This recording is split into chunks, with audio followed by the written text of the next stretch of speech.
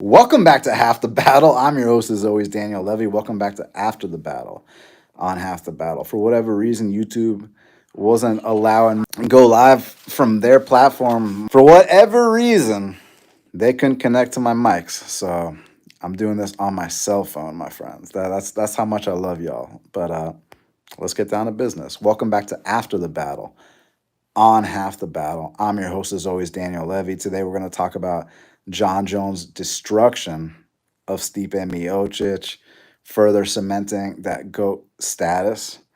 And I mean, the whole card was, well, not the whole card, but a lot of the card was great. And it was an interesting, just week for combat sports in general, man. The Mike Tyson, Jake Paul situation. Also, next week, we got the return of Petr Yan against Davison Dice Dugea Figueredo. So you love to see stuff like that. Anyways, hope y'all are doing well. Leave me some comments. I'll happily answer most, if not all. And basically, Jon Jones, man, what Jon Jones did last night was absolutely insane, man. Like, people, now it's easy to say, oh, Stipe's old, Stipe's this, but like, no one's ever done Stipe like that. Yeah, Stipe's gotten caught in fights, but to get pillar to post dominated, you look at the numbers Jones put up in that fight, and we're talking about a guy in Jones who everyone's saying, oh, he's on his way out, he's 37, he's this and that, but that did not look like a guy on his way out to me. I mean, I saw new elements of his game and just the well-rounded and almost systematic dismantling of Stipe Miocic is what was so damn impressive about this performance. And foot sweep that Jon Jones hit on Stipe Miocic, how easily he got him down, the control he had, the vicious ground and pound that I've been waiting to see. It's been a few fights since then, and I love the fact that he was using the 12-6 elbows. Those 12-6 elbows are vicious, man. And finally, you don't have these guys like Steve Mazzagatti to come out here and DQ. You when you whoop a grown man's ass and then they call him the winner type stuff. Like, did you see that bare knuckle fight the other night between Brandon Davis and Randy Costa?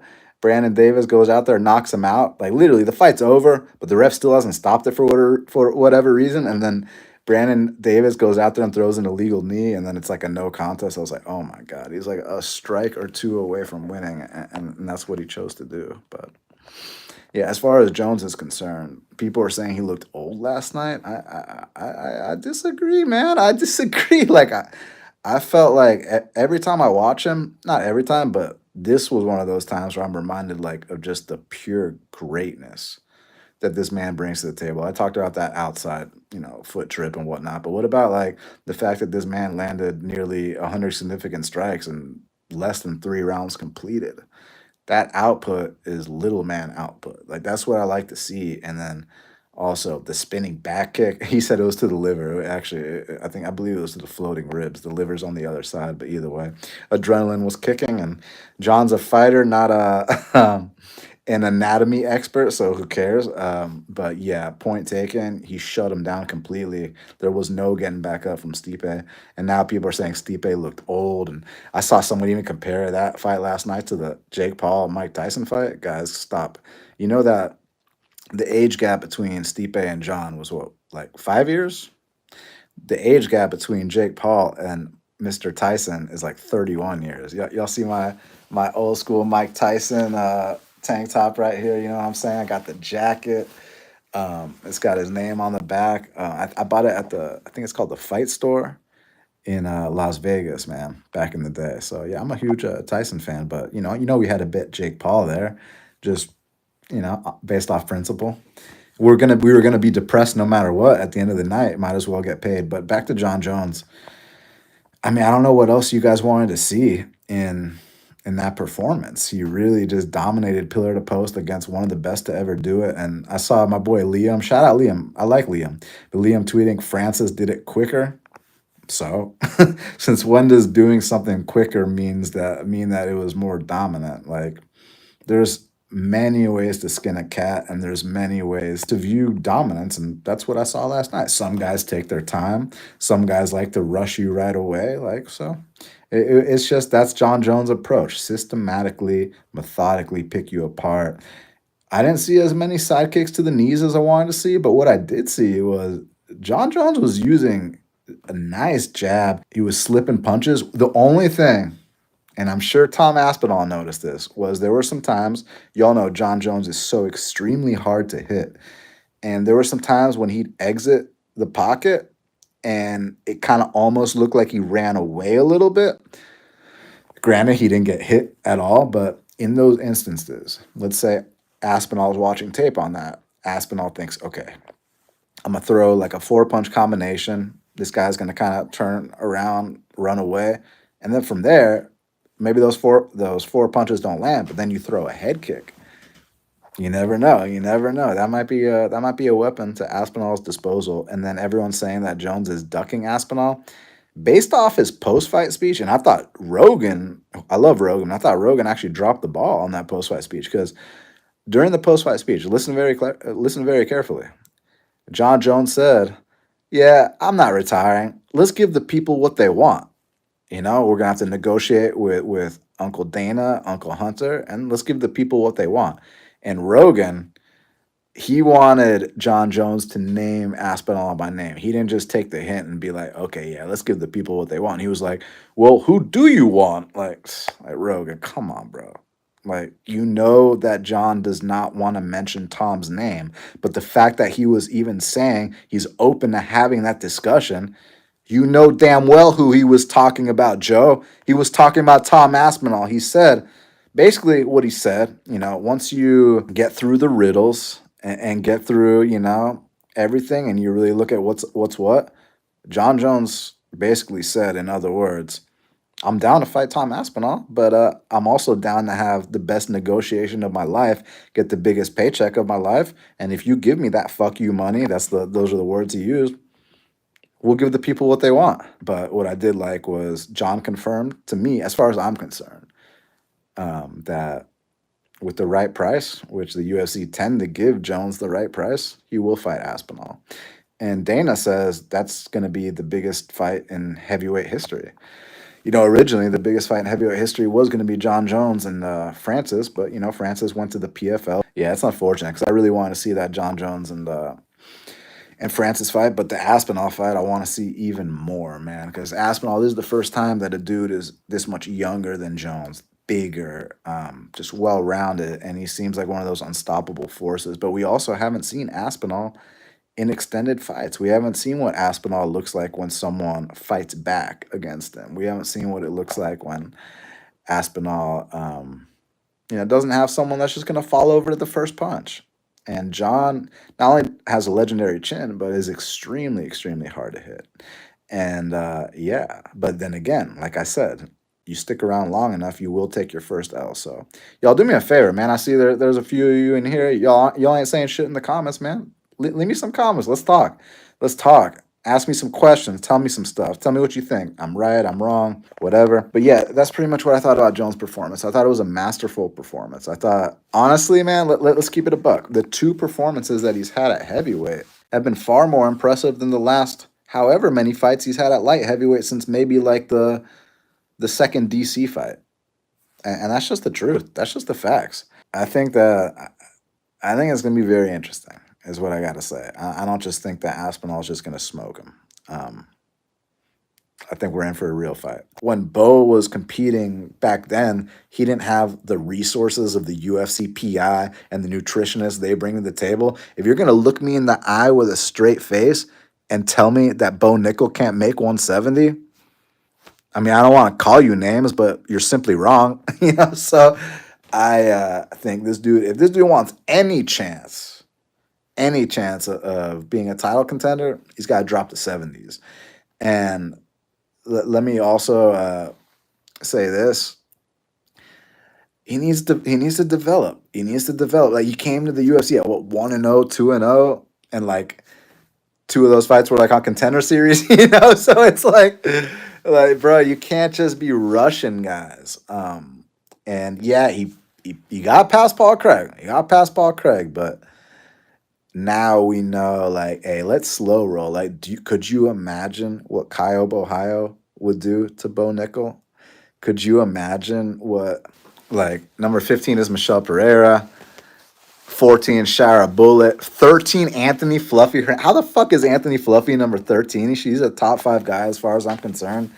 How about Brendan Allen, number 9 in the world? Dude, Brendan Allen would destroy Bo Nickel. Like, I get it. Brendan's lost to, like, real guys like, like Nasruddin, and that was a close-ass fight.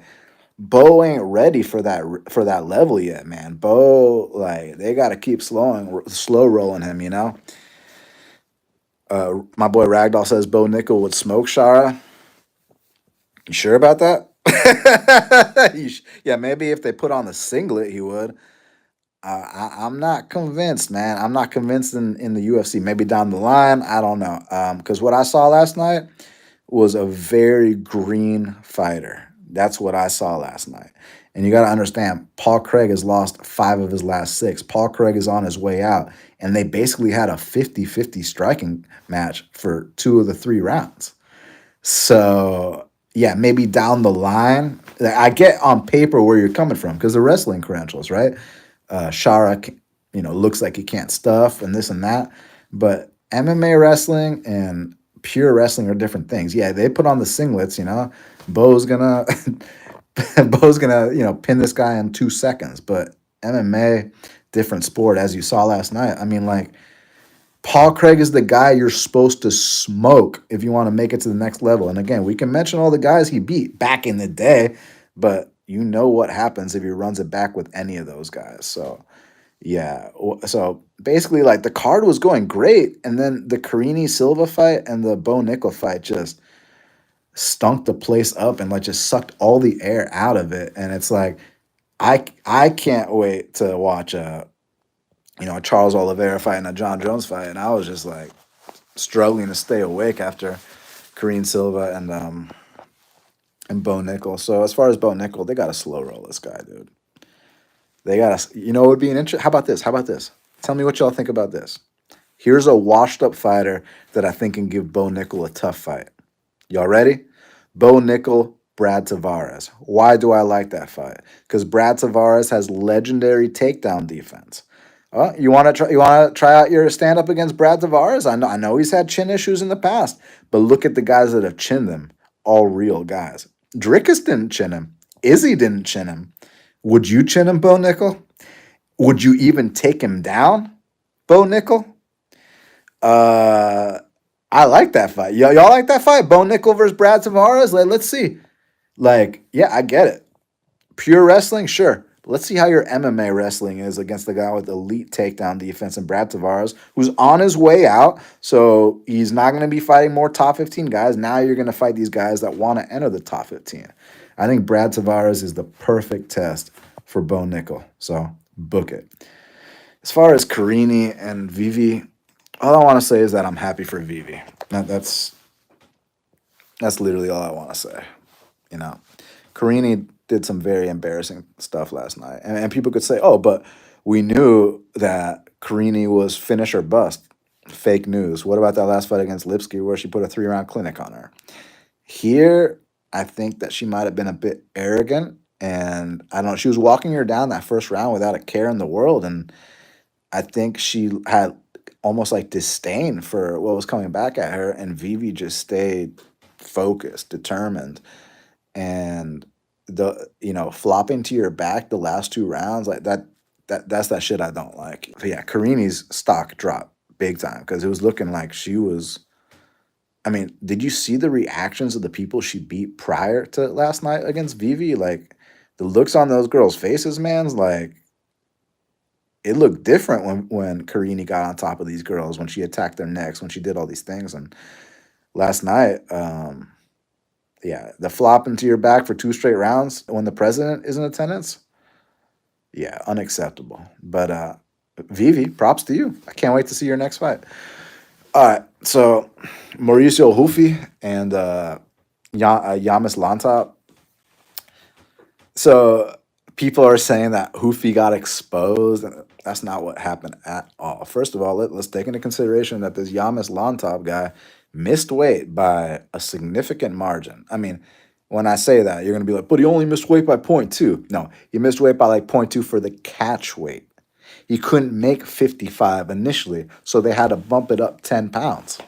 and then he missed for the catch weight. And the thing about it is, yeah, Jan Top might not have the physique. Jan Top might not, have the experience. But Jan Top is one of those tough, durable dudes from Peru. Fights like a Mexican, though. You know what I mean? Like, hard to do anything to in terms of like getting him out of there with strikes. And like, man, he was getting dropped all over the place and still coming back and fighting. And Hoofy, like, well, people got to understand about the McGregor comparisons, because I feel like people take things so far out of context when you compare an upcoming fighter to a great, right? Because there was a prospect I liked at one point that busted completely. Kinoshita, Japanese Connor, and people misunderstood my point when I called him Japanese Connor. They were thinking, "Oh, so you're saying this guy's going to go on to win 2 belts in 2 different weight classes and transcend the sport?" No, that's not what I said. What I said was his fighting style is mimicked off Conor McGregor. That's what I said. And that's what I'm also saying about Mauricio Hoofy. I'm not saying Hoofy's going to go out there and be a champ and, you know, like I said, transcend the sport and become one of the big.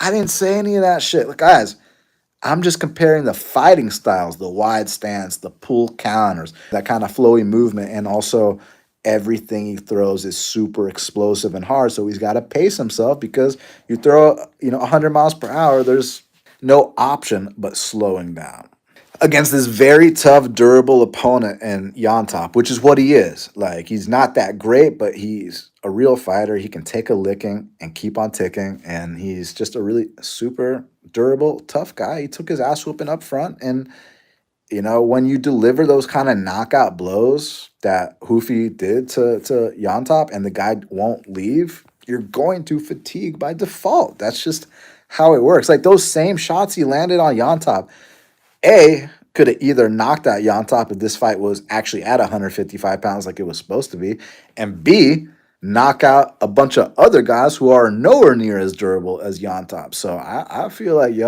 hopefully for our sake, next fight we don't get minus 900 on Hoofy and we can actually play him, because people think, oh, he got exposed.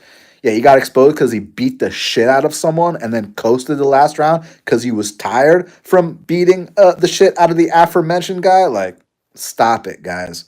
Y'all got to know how the dynamics of a fight work.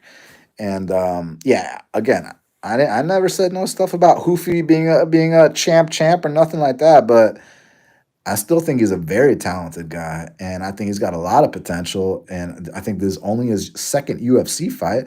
There were some weird circumstances with the stunt his opponent pulled, and his stock did not lower in my eyes one bit at all. So I can't wait to see Mauricio Hoofy's next fight. Did he call anybody out or not?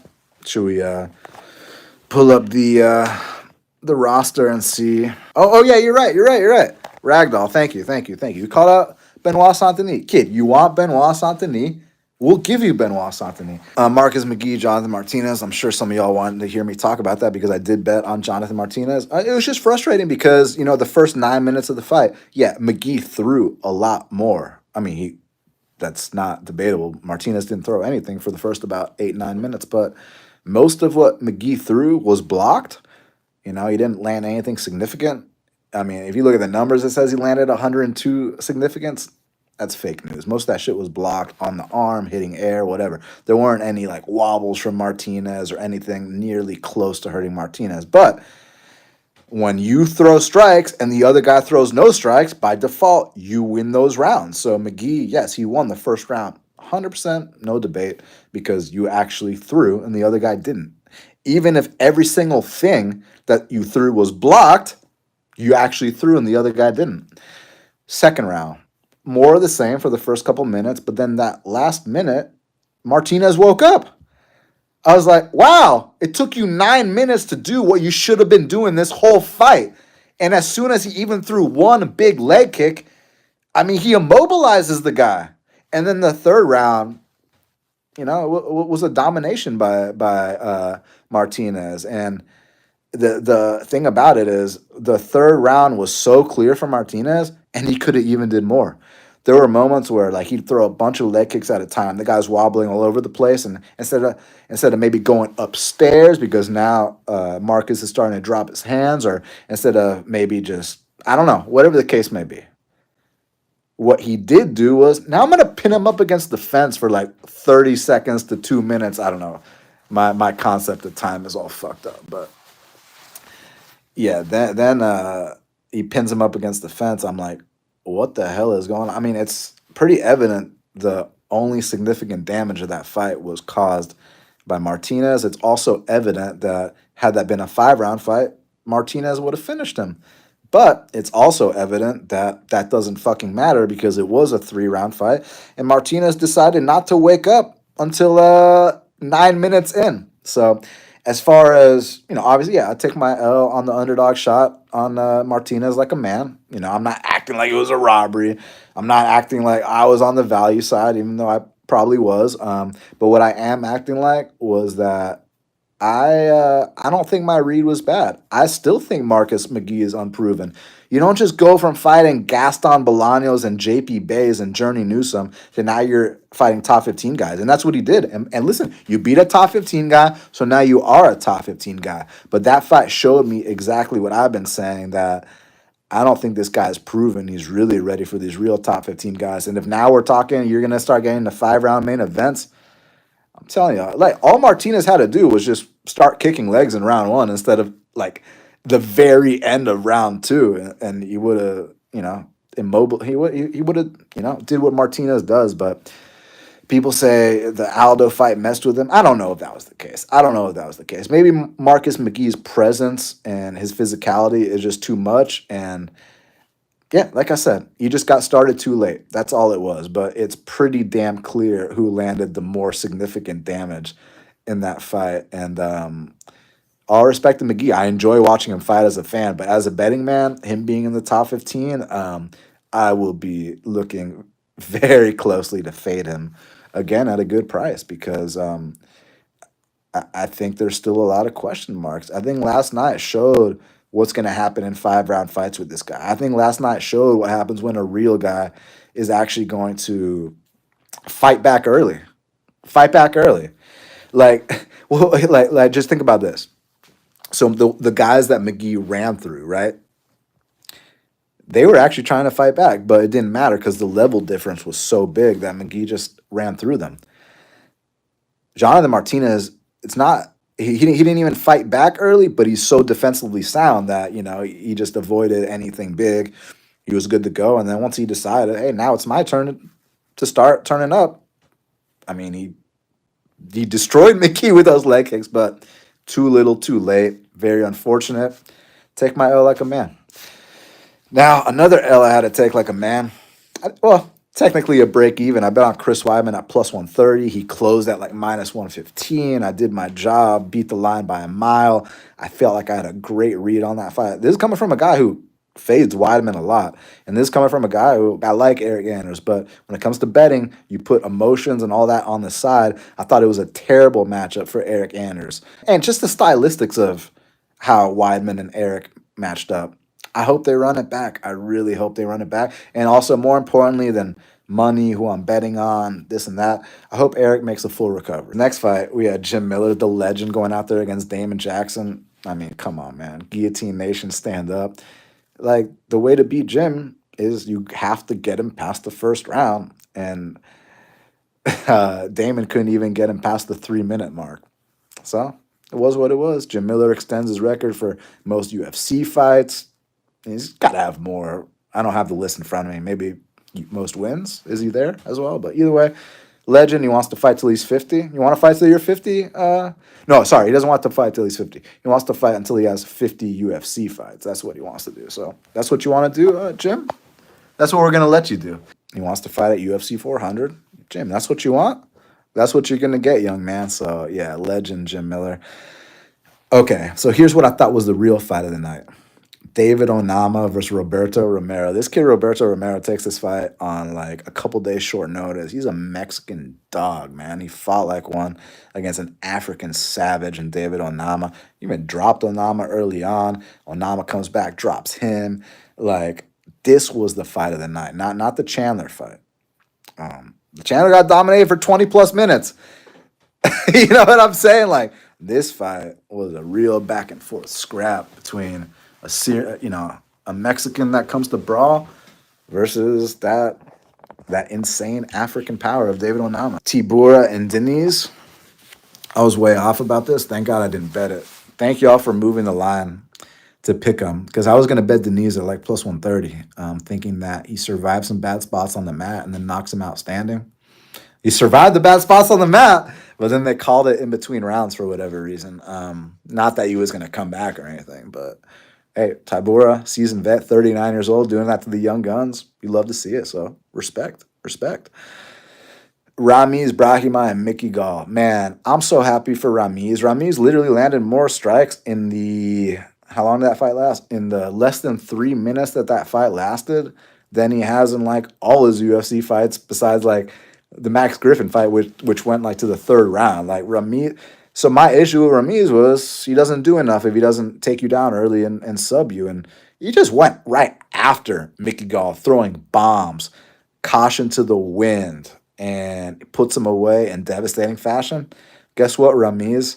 Next week, you're going to get a new UFC contract in the mail. And I don't know if that's true, because I don't know if he's at the end or beginning of his contract or whatever. But what I'm trying to say is, you will still be on the roster on Tuesday, Ramiz. So congrats for saving your career. You love to see it. You could see how emotional he was about it. You know, he's actually from New York.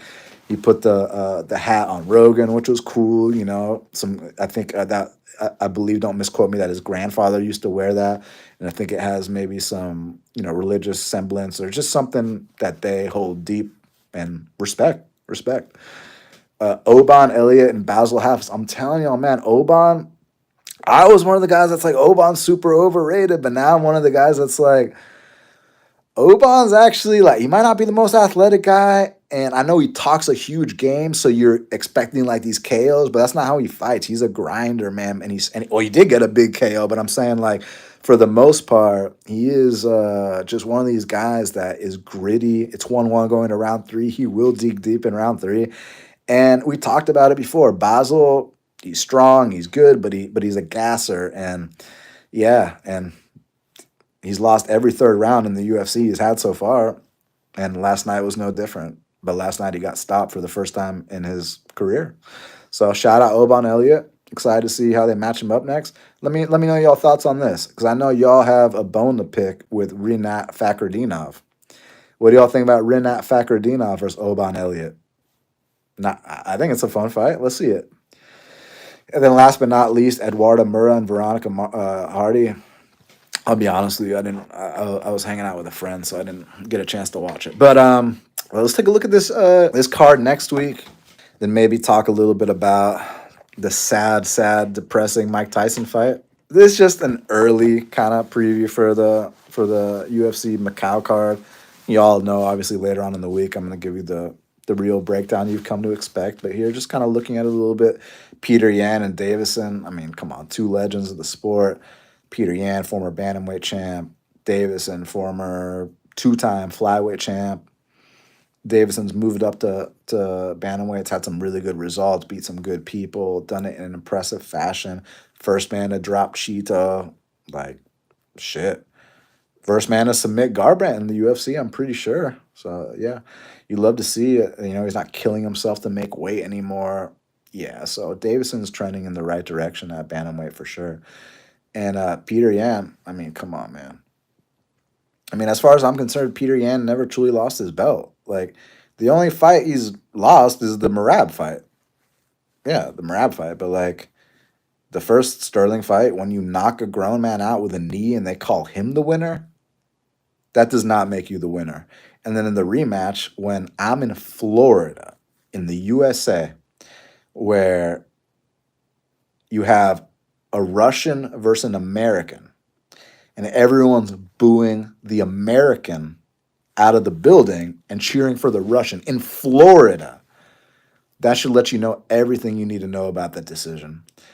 But you can't say anything about Merab schooled Petr Yan. So had that been Merab's next title defense, he would have lost the belt there. But I was happy for him getting that comeback against Song Yadong. And I'm also happy this is a 5 round fight. Certain guys need to fight in 5 round fights. We've talked about it, Petr Yan being one of them, because the whole, oh, he likes to make his reads, he likes to, all that stuff. Download data. Chito Vera, another one of those guys. Jonathan Martinez, man, unfortunately, he doesn't have the name to get into these main events, but like if Marcus McGee and Jonathan Martinez was a 5 round fight, that's going to be a 4th round leg kick TKO. So certain guys are slow starters and they need to, they need more rounds to work with. Whereas Davison Figueiredo is a fast starter. So yeah, I can't wait for that fight. Also, you got one of my favorite all-time female fighters, Yan Xiaonan, someone who I've literally bet on in every single UFC fight, taking on Tabitha Ricci. But the thing about it is, I bet on her in every single UFC fight leading up to the title fight. Right now, she got to her title fight. I thought she was going to be a future champ. Like since she made her debut, I was right that she made it to the title fight. I was just wrong about her being a champ at that point. You never know what the future holds, but I haven't almost reset my goals in terms of what I think her trajectory and future is now that she's gotten to that title shot. Because like the whole thing was, I was convinced Yan Xiaonan was going to make it to a title fight. That happened.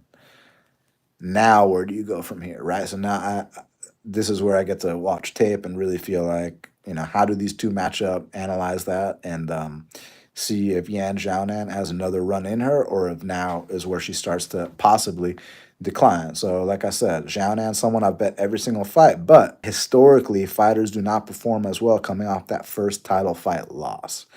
And I'm very curious to see because Ricci has a lot of momentum behind her, but Xiaonan's seeing completely different levels of the sport. I say that. Ricci's been in there with Manon Fiorot, got smoked, but she's been in there with some good girls, but Xiaonan's fought for belts and whatnot. So, yeah, I can't wait for that. Oh man, that feature bout's gonna be sick between Ming Yang Zhang, excuse me, and Ozzy Diaz. Ozzy Diaz is the guy that got knocked out by Joe Pyfer back when Dana said be Joe Pyfer. That's Ozzy Diaz, and then Ming Yang Zhang is just a fucking Chinese knockout artist, big boy, exciting to watch. Yeah, that fight should be fun. Keenan Song and Muslim Salikov, man. I mean, Muslim Salikov, man. How old is my boy now? 40. Turns 41 next year. Yeah, did well against Ponzinibbio. The thing about it is Keenan's got very low output, but what I've always said about Keenan Song is dude's got that one hitter quitter. It's just his output is so low. Muslim, man, I love Muslim spins, and I'm just a huge Muslim Salikov fan, so I can't wait to look into that one. What's up, Uncle Wheezy? Appreciate you being here, bro. Then we got Kong Wong taking on Gabriela Fernandez. Kong Wong looked incredible in that debut, but then again, if you're a UFC fighter and you don't look incredible against Victoria Leonardo, there's a problem. But didn't this girl do like decently against Valentina in pure kickboxing? Again, this is Sunday. When I get to my breakdown Tuesday and Wednesday, I'll know the answers to all this stuff. But right now, just a little early look, just to talk fights with y'all because I truly enjoy doing that.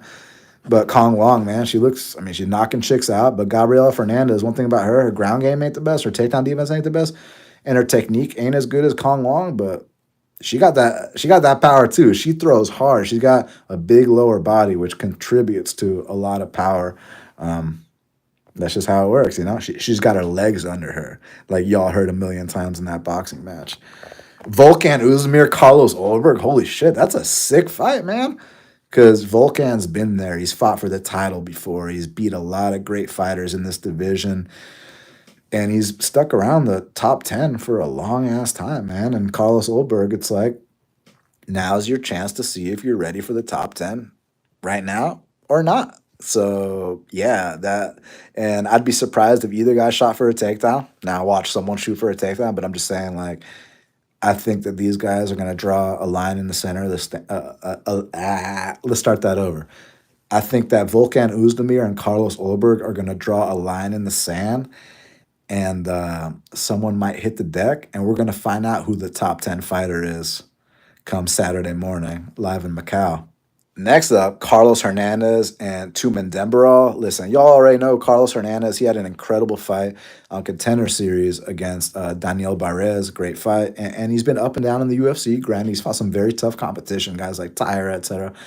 But this Tumen Dembarral guy, yo, y'all gotta watch this guy, man. This guy is a killer. Now, I know the guys he's been fighting might not be the best, but this Tumen Dembarral dude goes for it, and his highlights are nasty. So I cannot wait for that fight. I know who Loney Kavanaugh is. Man, he looked sick on Contender Series. He was one of my top 5 prospects of that episode, not that episode, that season.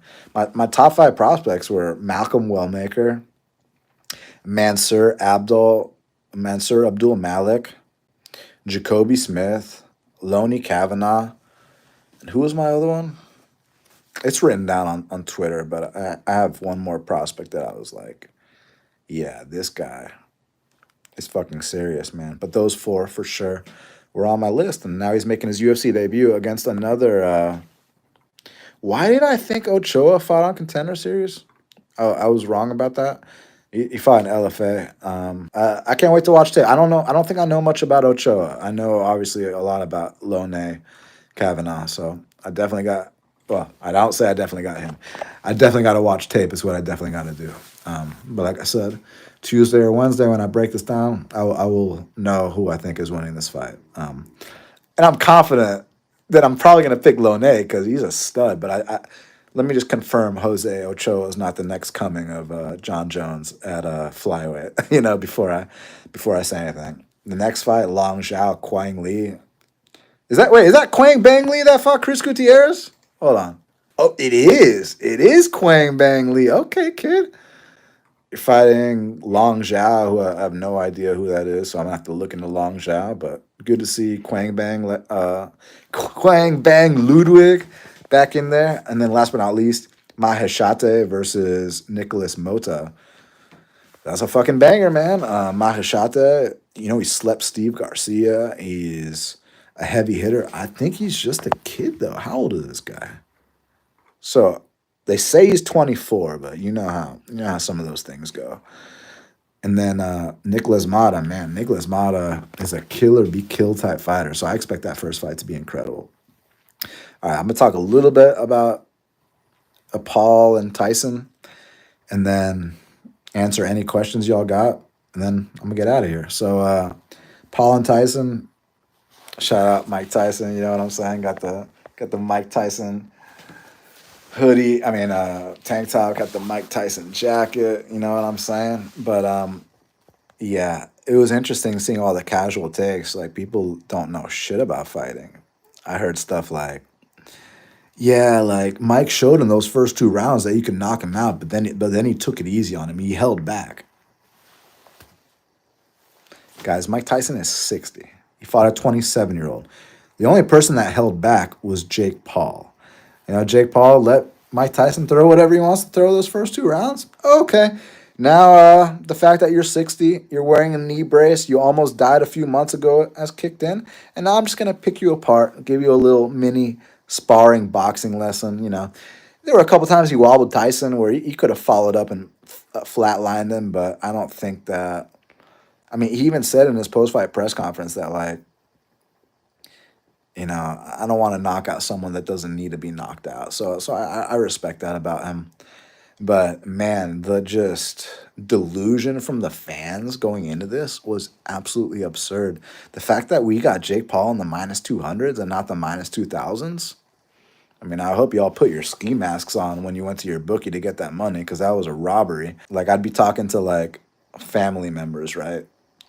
And be like, guys, please don't, this is what I tell them, please don't be depressed when you watch this fight and Mike Tyson's going to look really bad. And I'd have people, friends, family members being like, but one punch can change everything. I'm like, oh my fucking God. Like, you're buying the bullshit hype that these Mauro Ranallo and, yeah, like, come on, dog. One punch can change everything. Yeah, one punch can change everything. Of course, we know that. But we're talking about a 60-year-old versus a 27-year-old. Not only that, yesterday I heard people, I don't know if I mentioned this already on the stream, but yesterday I saw someone tweet out that Jon Jones versus Stipe is like the UFC's equivalent of Jake Paul versus Mike Tyson. Jonah Hill cut. How dare you say something like that? You compared a 5-year age gap to a 31-year age gap. You compared a guy who Stipe is coming off how many title fights in a row to someone who had like 8 blood transfusions and is about to be a senior citizen.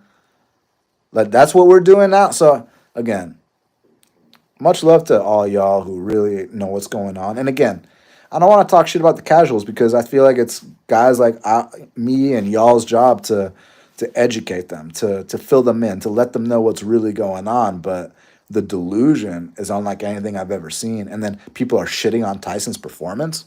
Like, what the fuck did you expect? You thought, like, guys, Tyson was dominating fights when I was like fucking 5 to 10 years old. Do you understand what I'm saying? In the 90s. This is like the equivalent of like if you take Chuck Liddell right now and you put him in there with who's an average light heavyweight that, is nothing special but still a UFC light heavyweight. Alonzo Menefield, Jimmy Crute, I don't know, something like that. Do you know what would happen if you put Alonzo Menefield in there with Chuck Liddell in 2024? I don't want to say what would happen because I don't want my YouTube channel to get banned. But basically, unless Alonzo carries him like Jake carried Mike, it would be a crime scene. And it could have been a crime scene the other night. But thank God for Jake Paul, for as much of an asshole as he appears to be and problem child this, whatever, he showed a very good heart and very good character, not hurting Mike. Now, granted, there could have been things in the clause.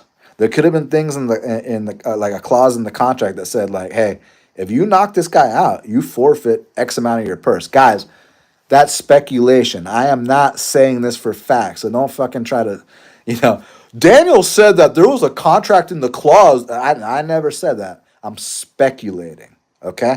I'm speculating that maybe they said to Jake, clearly win, clearly show that, so there's no controversy in terms of who gets their arm raised, but don't kill the guy. Mike Tyson is a cultural icon. So, guys, come on. How many times I got to bring this shit up? You know what I'm fucking saying, dog? So, yeah, it was just one of those things, man. And then as far as the Serrano and the Katie Taylor fight that everyone says was this big robbery, man, I wish I could give you all a good opinion on it, but thank you, Netflix, for cutting out every 5 seconds. I could only watch like half that fight. And by the time I did start watching that fight, Amanda Serrano's got a cut all the way to the bone. And let me just say this. I didn't see the whole fight, so I don't have an opinion on who won, but the parts of the fight I did watch, Amanda Serrano eats a lot of shots, man. So I actually do want to go back and watch that fight and see if it was really the robbery people say it was. Was it a robbery because you lost money on it, or was it a robbery because it was actually a robbery? So I'm going to have to go back and watch that. So besides that, and then also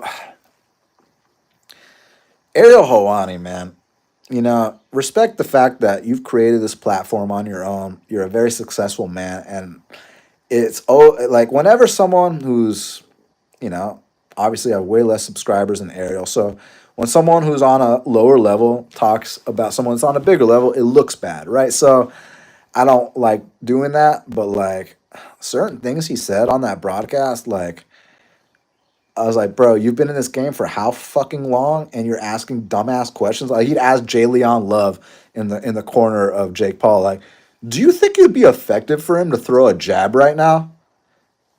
It's boxing, dumbass. The jab is the most important. The jab is the key to everything. Like, what the fuck do you think? Nah, Jake Paul shouldn't throw any jabs in this boxing match. Like, bro, like, how long have you been in this game, Ariel, asking dumbass questions like this? And the fact that you were one of the guys promoting this fight, a 60-year-old versus a 27-year-old, but you have no issues criticizing the UFC for this or for that. But when it comes to a 60-year-old versus a 27-year-old, now you're promoting it. Now you're with it, talking about, I've never seen a look in the eyes of a fighter before like I have with Tyson. Yeah, you know why? Because you've never seen a 60-year-old fight in the ring before against a 27-year-old. That's why you've never seen that look in your eye. Like, bro, Ariel, again, I hate being the guy who, again, yeah, I have less followers than you. You're more successful than me. So it sounds like I'm a hater. But I'm not hating on you as a person. I'm hating on how is someone in your position promoting fights like this? Talking to Jalen Lobb, should he throw the jab? Like, what the fuck do you think? It's boxing. So, yeah, I can go on about many things regarding that. No, I'd like to do Tuesday, but I think Wednesday just because there's so many newcomers I need to look into. I'm not familiar with half the people on this card, so and I'd like to obviously give you a quality breakdown as usual. Let me scroll through everything y'all said, see if you got any questions for me. If not, I'm gonna get out of here. My boy Acromatic said, "What up, half the battle? What up, Acromatic?" He said that takedown from Jon Jones was beautiful. The Osotogari reminded him of that Zabit takedown. Yeah, I can totally see that for sure. And there's another one, but I just can't think of it. And then let's see what else we got.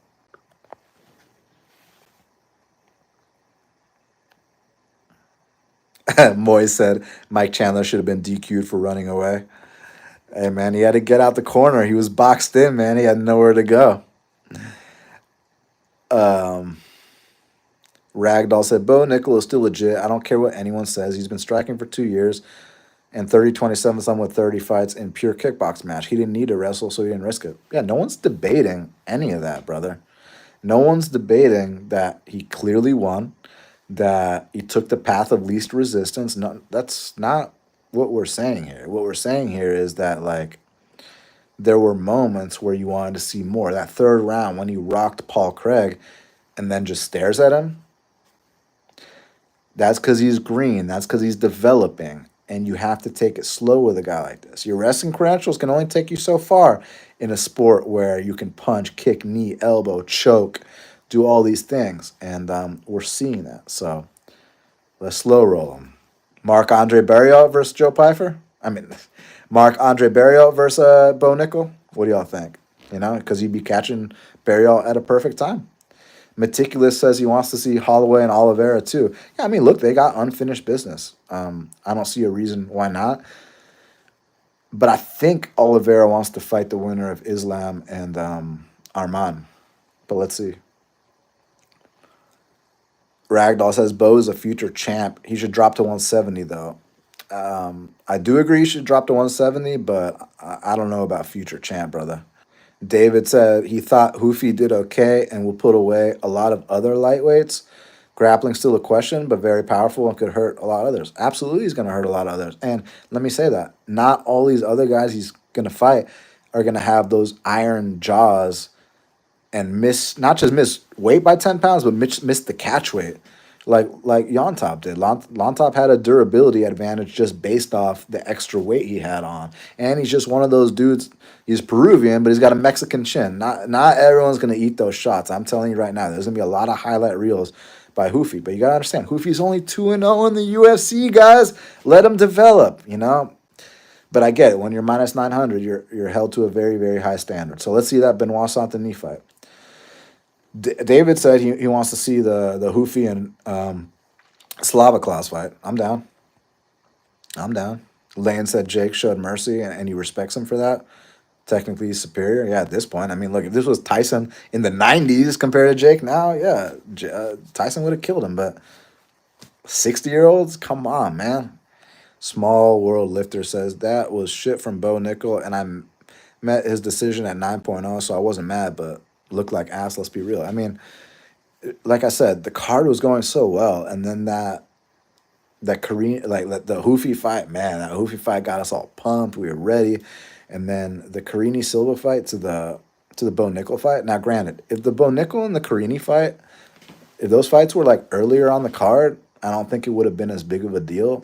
I think what happened was they kind of killed the momentum of the Hoofy fight. So, for example, if after Hoofy you put the Jim Miller fight right there or the Tybura fight, then I think the energy would have been right there. And yeah, but those two fights just they sucked the air out the room, and yeah, we were falling asleep by the time the Charles fight happened, and that was kind of a weird fight. I gotta admit, I was surprised at one fight of the night, guys. Romero and Onama was the fight of the night.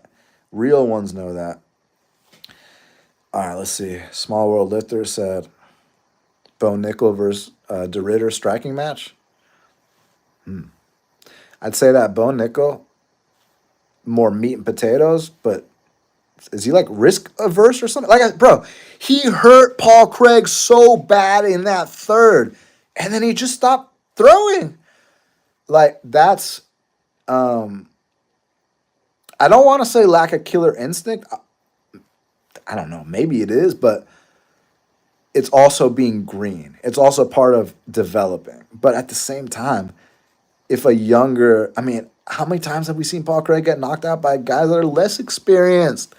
Less experienced than Bo Nickel. What was, I mean, I know right now Khalil Roundtree has got way more experience. I know right now Alonzo Menifield has more experience, but at the time when they fought Paul Craig, like, what were their records? So, yeah, yeah. Look. The bottom line is he's had less than 10 pro fights. So let's just let Bo Nickel develop and take it from there. But speaking of Bo Nickel and De Ridder, what's interesting, like I said, I think Bo Nickel more meat and potatoes, but De Ridder a lot more experience in MMA, a lot more goofy too, not the athlete Bo Nickel is. I like the matchup. I just don't think they're gonna do that just because the experience gap. I think that they're gonna try to, man. Are they gonna do Bo Nickel and Gerald Meerschaert? Is that what they're gonna do? Like, do they think he's ready for that? But I know that, like, I heard Dana's presser last night, and he literally said, like, this guy, the expectations are so high, and the kid's still developing. So you gotta take it one step at a time, and we gotta remember that, like. But it's just like when you're minus 1,000 every single fight, and you don't look minus 1,000 your last two fights.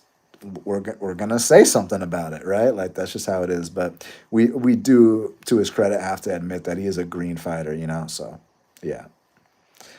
All right.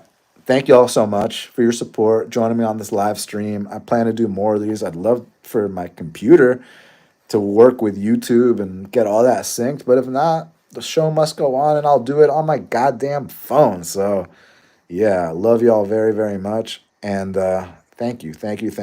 I'll be back. If I had to put money on it, I'm going to say Wednesday.